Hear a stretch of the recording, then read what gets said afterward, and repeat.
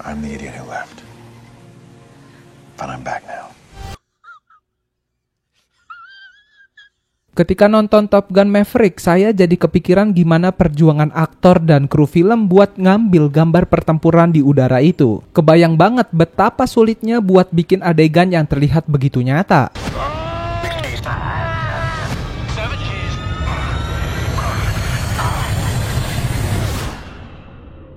Dan dari situ saya sadar ada satu hal yang udah lama ganggu saya dari film-film modern, yaitu kebanyakan gunain CGI. Teknologi sekarang udah canggih banget. Komputer bisa bikin apa saja kayak dunia alien yang keren, monster yang menyeramkan, sampai adegan aksi yang gak masuk akal tetapi tetap bikin takjub. Teknologi ini memang bikin film jadi jauh lebih menarik dan seru. Tapi di sisi lain rasanya kok ada yang hilang ya. Kayak usaha dan keaslian yang dulu bikin film terasa lebih spesial, sekarang jadi kebanting sama efek komputer yang kadang terlalu berlebihan. Itu tuh yang membuat kita jadi lupa gimana dulu orang-orang bikin film dengan cara-cara yang lebih nyata dan terasa berat perjuangannya. Hal tersebutlah yang bikin saya kangen sama film-film yang lebih mengutamakan usaha manusia daripada sekedar mengandalkan teknologi.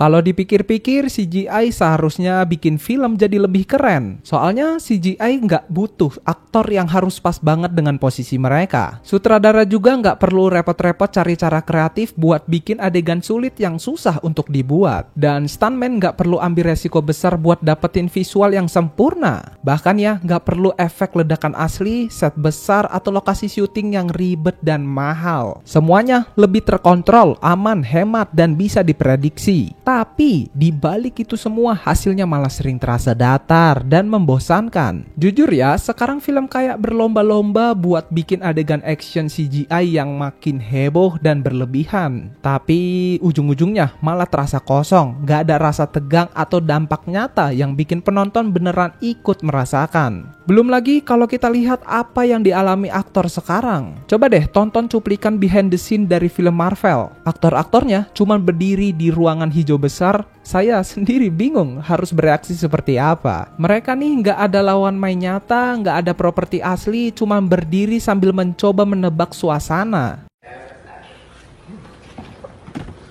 Mr. Stark! Oh my god! Holy cow! You will not believe what's been going on. Do you remember that we were in space just a minute ago? And then I vanished and... Rasanya kayak kehilangan semua elemen manusiawi yang bikin film jadi terasa lebih hidup. Dan jujur aja itu bikin film modern kehilangan sesuatu yang penting, yaitu jiwa dan rasa aslinya. Itulah teman-teman keajaiban bikin film zaman sekarang. Tapi sebelum saya ngomong lebih jauh, saya mau jelasin dulu, ini bukan berarti saya benci CGI atau nyalahin orang-orang yang bikin efeknya. Karena para animator komputer itu cuman bekerja profesional yang menjalankan tugas mereka. Sayangnya mereka sering kerja lembur, dibayar kurang, dikejar deadline gila-gilaan, dan kerja keras mereka cuma diperhatiin kalau ada kesalahan. Nah, kebayangkan betapa beratnya pekerjaan mereka. Dan harus digarisbawahi, saya juga nggak bilang CGI itu jelek ya. Tapi kalau dipakai dengan benar, CGI bisa jadi alat yang sangat berguna. Karena ada banyak film di mana kita hampir nggak bisa bedain mana yang nyata dan mana yang hasil komputer. Itu tuh yang bikin keren banget. Tapi yang perlu diingat, CGI itu bukan solusi ajaib buat semua masalah. Kalau pengerjaannya asal-asalan atau terburu-buru, hasilnya bisa kelihatan kayak ya sampah digital. CGI punya potensi besar, tapi kalau nggak dipakai dengan bijak, justru bikin film kehilangan sentuhan aslinya. Jadi, alih-alih terlalu ngandelin CGI, mungkin film-film sekarang perlu lebih banyak usaha buat ngasih pengalaman yang terasa lebih nyata. Menurut saya, kalau ada adegan yang bisa dibuat pakai aksi nyata, efek praktis, atau syuting di lokasi asli, ya sebaiknya dilakukan seperti itu. Soalnya manusia sebenarnya cukup jago kok ngebedain mana yang asli dan mana yang CGI. Kalau film terlalu banyak pakai CGI, lama-lama penonton jadi kurang terhubung dan filmnya terasa hambar.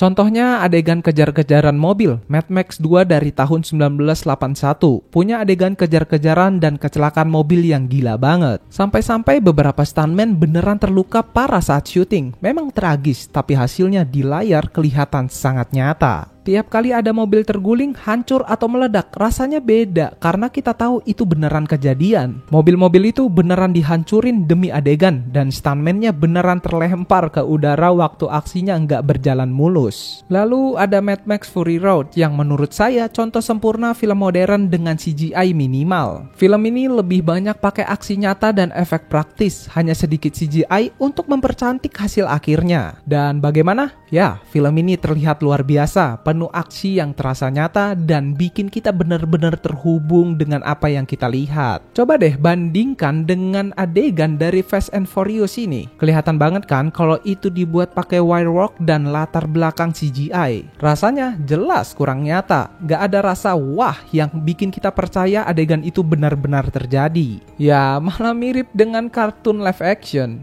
Oke, sekarang bandingkan dengan adegan dari The Man with the Golden Gun. Ya, jelas di sini nggak ada efek spesial, tapi hanya ada stuntman yang beneran nekat muter mobilnya kayak pembuka botol buat loncatin sungai. Bagaimana kalau dia meleset beberapa meter saja? Ya, udah pasti dia bakal dilarikan ke ICU. Ini aksi nyata yang bikin kita nahan napas karena tahu resikonya besar. Tapi lihat adegan di Transporter 2. Tokoh utamanya pakai lengan derek yang kebetulan ada untuk melepas bom di bawah mobilnya. Selain kelihatan gak nyata, idenya juga konyol. Siapa sih yang bisa menghitung waktu lompat mobil sedetail itu? Kita tahu itu gak mungkin. Dan itu bikin adegannya kehilangan greget.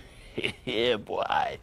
Bukan cuman soal mobil, lihat adegan di Terminator 2 di mana helikopter terbang di bawah jembatan jalan tol. Ini nggak pakai CGI loh, mereka pakai helikopter asli yang diterbangkan veteran perang Vietnam. Adegan ini bahkan dianggap terlalu berbahaya sampai kru film menolak merekamnya. Dan akhirnya James Cameron sang sutradara turun tangan dan merekamnya sendiri. Hasilnya gila banget, kelihatan nyata karena memang itu nyata.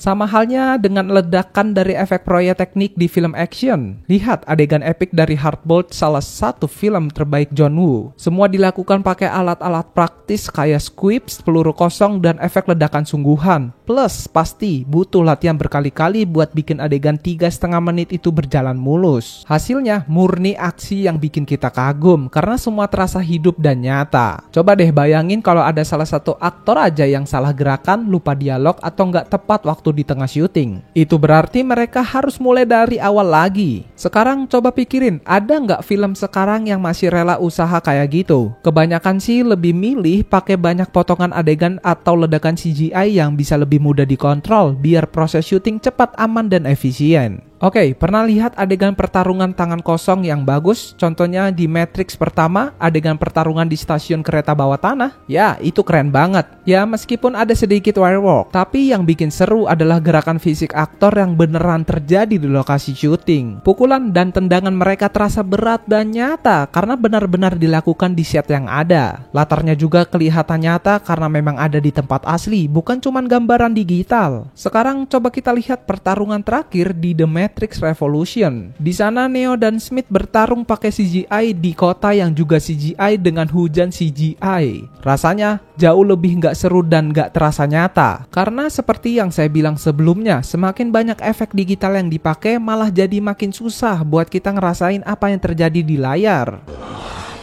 Why is that not a surprise? I'm sorry?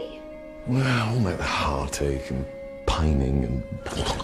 Jelas, efek visual yang buruk dan berlebihan membuat penonton kehilangan rasa percaya pada cerita dan ini merusak esensi film. Ini mengingatkan mereka bahwa mereka sedang menonton film dan lebih parah lagi bahwa film yang mereka tonton tidak terasa nyata. Contohnya, di film awal, Marvel menggunakan CGI seminimal mungkin dan hasilnya terlihat luar biasa. Kostum Iron Man di tahun 2008 terlihat jauh lebih keren dibandingkan di tahun 2018. Memang sih ceritanya dulu tidak serumit sekarang. Iron Man tidak perlu bertarung melawan alien di planet-planet aneh. Tapi tetap aja kostum Iron Man terlihat jauh lebih keren di film-film asli dibandingkan di Infinity War. Karena di film Iron Man yang pertama kostumnya sebagian besar nyata, cuman ditambahin sedikit sedikit efek CGI. Tapi di Infinity War, kostumnya cuma ada pelindung bahu sama beberapa bagian kecil di lengan dan dada. Sisanya semua CGI. Mungkin tim desain bisa lebih banyak pakai properti nyata supaya tetap ada kesan fisik dan realitasnya. 2, 1, go!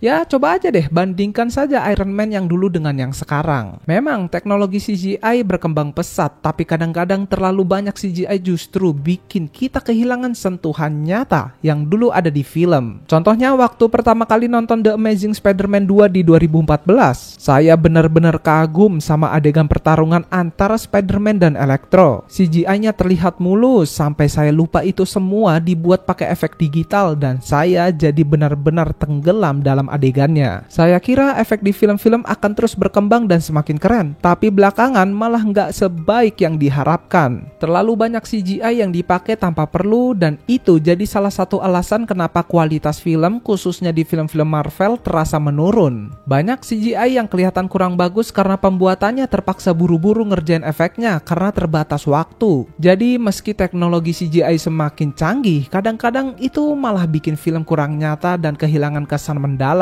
Oh iya, hal ini juga berlaku dalam pembuatan karakter atau dunia yang lebih fantastis.